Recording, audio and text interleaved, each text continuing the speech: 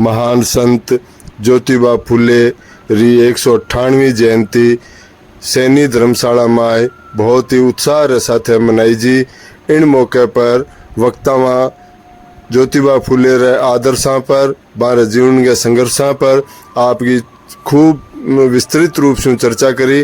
इन कार्यक्रम में बड़ी संख्या में शहर का गणमान्य नागरिक आपकी उपस्थिति दर्ज कराई। और आप देखो एक रिपोर्ट इन मौके पर।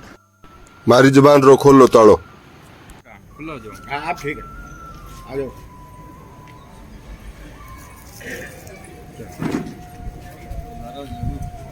पुष्पांजलि अर्पित करके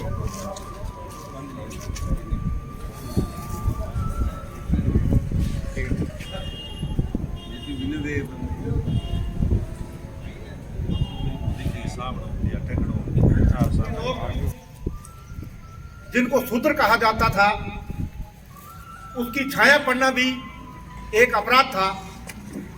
ऐसे समय के अंदर महात्मा ज्योतिराव फुले ने अपना आंदोलन शुरू किया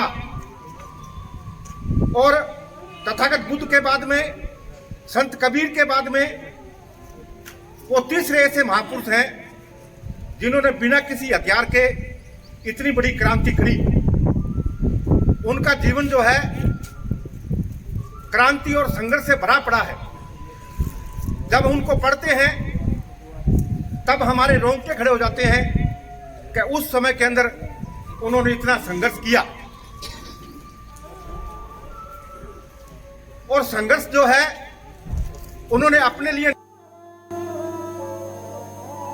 के अंदर आगे और पूरी प्राप्त को अर्पित कर दिया और महात्मा ज्योतिराव फुले का अपमान हुआ। उस समय उनका आंदोलन शुरू होता है और वो उनको इतनी आत्मग्लानि हुई कि मैं एक इतने बड़े अमीर बाप का बेटा होते हुए मुझे जातीय उत्पीड़न का सामना करना पड़ता है। तो उन्होंने निश्चय किया कि मुझे ऐसी जिंदगी से अच्छा मुझे नदी में डूब के मर जाना चाहिए। जब वो उधर नदी की तरफ जा रहे थे डूबने के लिए तो उस पार से हमारे समाज के जो चौथे वर्ण के लोग थे वो नदी पार करने के लिए आ रहे थे। और जब नदी पार करते थे उस समय और गांव में जाते थे तो उस समय हमें अपना सुहाग रचना पड़ता था। हमारे गले के अंदर हांडी होती थी, पीछे डेरा लगाया होता था, हाथ में घंटी पकड़नी पड़ती थी। सैनी साहब सुनिए मेरी बात। और उसको बजाना पड़ता था कि चौथे चरण के लोग जो हैं वो गांव में प्रवेश कर रहे हैं।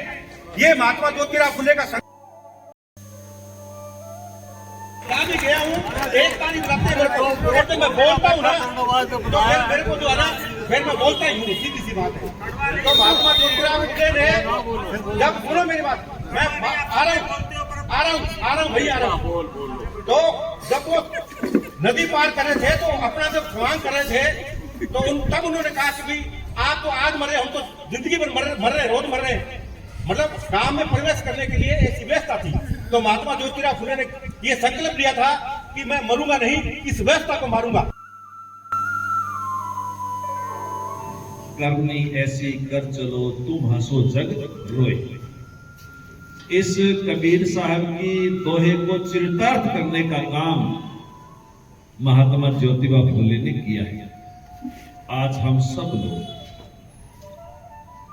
11 अप्रैल 1827 को आपका जन्म हुआ, 28 नवंबर 1890 को आपका निर्वाण हुआ और आज आपके निर्वाण हुए भी लगभग 135 साल बीत गए और उसके बाद आज हम लोग उनको याद कर रहे हैं। और 1848 में जब महात्मा ज्योतिबा फुले ने स्कूल खोले और जब उनके सामने ये दिक्कत आई महिलाओं के बच्चियों के पढ़ने की, तब उन्होंने अपनी पत्नी सावित्रीबाई फुले को पढ़ाया। और सावित्रीबाई फुले दूसरी लड़कियों को पढ़ाने जाया करती थी, दूसरी औरतें कीचड़ डाल करके उनकी साड़ी गंदी कर दिया करती थी। घर आकर के माता सावित्रीबाई फुले अपने पति को महात्मा ज्योतिबा फुले को बताती थी, लेकिन वो दुखी हृदय से नहीं बताती थी। वो इस तरह से कहती थी कि इस तरह का बर्ताव होता है। महात्मा ज्योतिबा फुले की जयंती मना रहे हैं और खास करके आप मायड़ भाषा के संघर्ष भी लगातार करने लग रहे हैं। प्राथमिक शिक्षा बच्चे ने मातृभाषा में दी जानी चाहिए। राजस्थान सरकार, केंद्र सरकार इन बात की पक्ष दे रहे, तो इन जयंती का उपलक्ष्य में थे आपने दर्शकों ने क्या कहना चाहो? आज की ज्योतिबा फुले जयंती मना रहे हैं। आप मेरे ख्याल में 198 जयंती है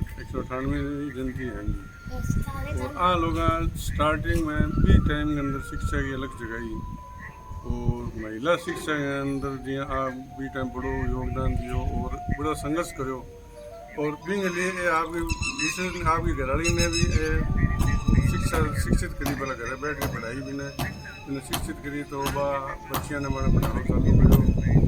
जनता आप कीचड़ भी फेंकता, लोगों ने विरोध करता, बहुत ज़्यादा दलील भी करता, फिर भी आपके प्रयास में लागे रहा। तो इस तरह का प्रयास भी अगर आप राजस्थानी भाषा के लिए भी आप चालू करा तो मेरे ख्याल में आपने इन अंदर भी कामयाबी मिल जैसी, क्योंकि तो बड़ो इतना कठिन संघर्ष अपन करने की आवश्यकता भी कोनी।